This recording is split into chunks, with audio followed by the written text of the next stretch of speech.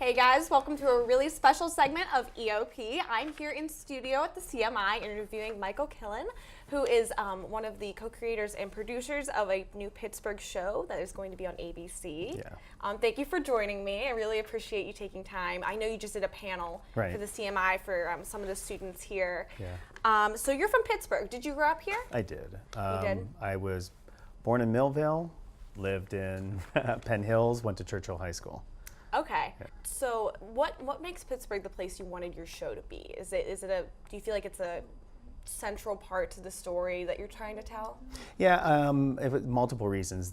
Our company Animal is in Pittsburgh, and we've had such a great experience shooting in Pittsburgh for television commercials for so long that I really wanted to have that same experience and some of the same crew that I've worked with for over 10, 12 years to be a part of the series, which ended up happening. From a visual standpoint, I thought Pittsburgh's such a strong mixture between the past and the future. I think it was a great setting for our lead characters who are all around 30, 31, 32 years old. So I think it's a great city for that age group too. Absolutely. And I know one of your stars, other than the dog, is Alison Newman, Yeah. and she did Fargo, which is a bit of a different genre Yeah. of comedy. So how did you connect with her? How did you guys work that out? Well, actually, Sam Hodges, my co-creator, his wife had watched Fargo ahead of myself and him, and she mentioned it to him, and he said, "You think you got to watch her?" So I watched the full season of Fargo over a weekend.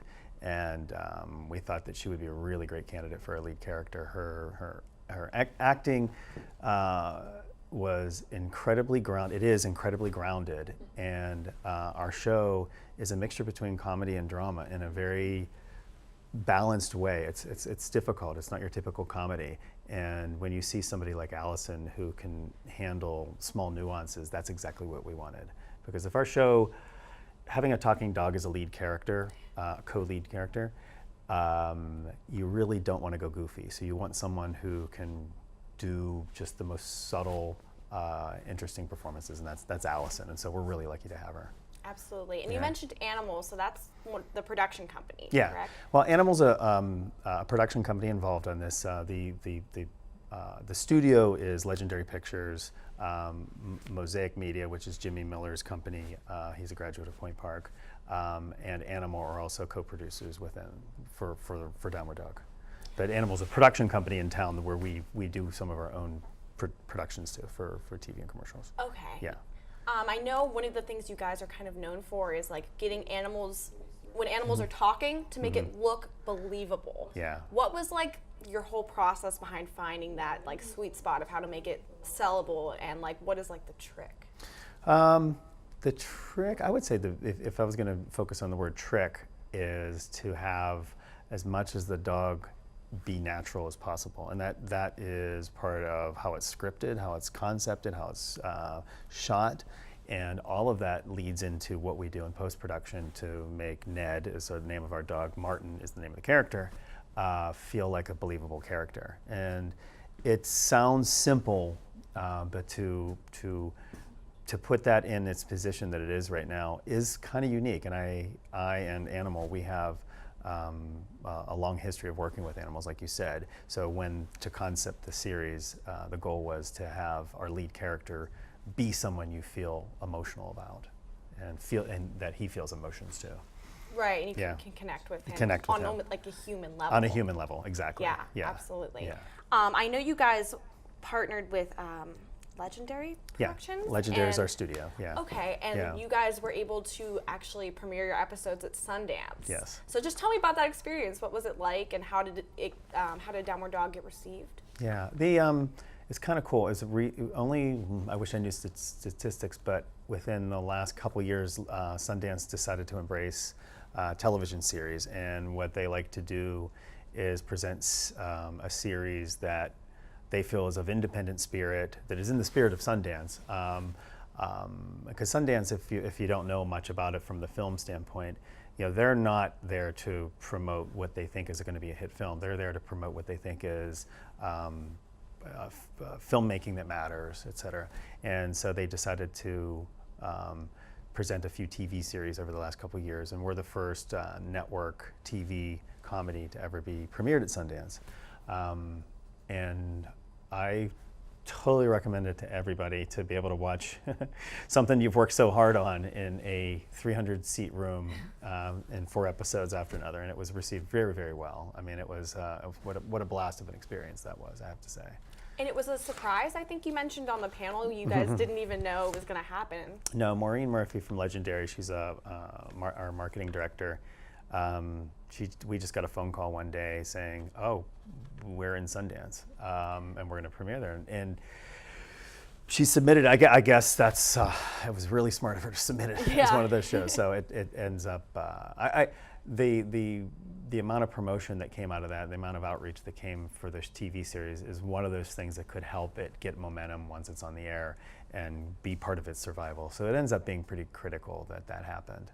Yeah, absolutely. That kind of exposure is unmatchable. Well, when your lead character is a dog and it's a talking dog series, most people think, ugh, this is going to be horrible, this is going to be corny, this is going to be all these negative things. To have somebody like Sundance, the laurels of Sundance, to be tagged on your product means that at least some tastemakers believe in it. You know, and we need that, especially. Again, it's not a goofy series. It isn't.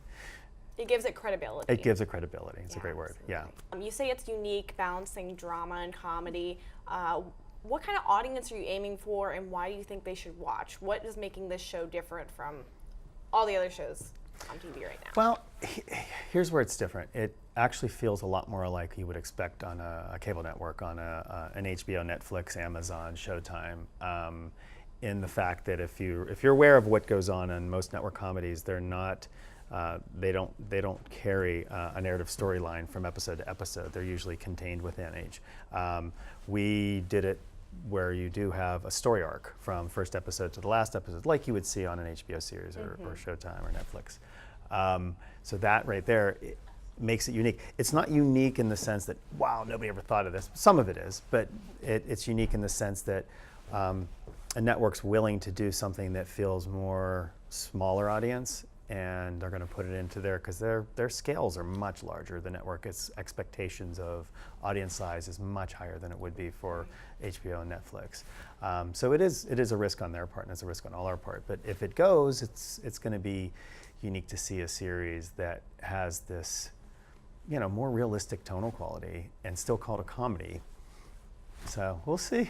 We'll see how that goes. Yeah. I mean, I think people are looking for that right now. I hope so. Yeah. To laugh at the things that sometimes get us down. Yes, exactly. I think that's something people and really you connect might with. find yourself a little emotional watching this too. That's the thing. It can be a tearjerker. You're laughing and crying. I'm not saying, but yeah, I do believe you will. It has that quality to it. Right. For sure. When can we expect to see it on TV? Is there a plan yet, or? We're waiting for the network. We'll make an official announcement, and hopefully in the next week or so. I guess it's an ever-evolving, scheduling is an ever-evolving magic puzzle that we're not privy to. And so they're figuring out what the best place to put it. And we kind of know where it's going to land right now, but it's not really on official out yet. Are the 4 episodes available online or no? No. So we'll just have to wait. You'll have to and wait. See. You'll have to wait Okay, and see, I'm really looking forward to it, and I know lots of people are. But what you can watch is the original web series that this is based on, which is if you just go on YouTube and look up Downward Dog, the web series. I think that's what it is. Look up the web series for Downward Dog, and you'll see it's essentially 12 minutes is what it will take you to go through. For YouTube, we put all 7 episodes together as one, so you can watch them one after another after another.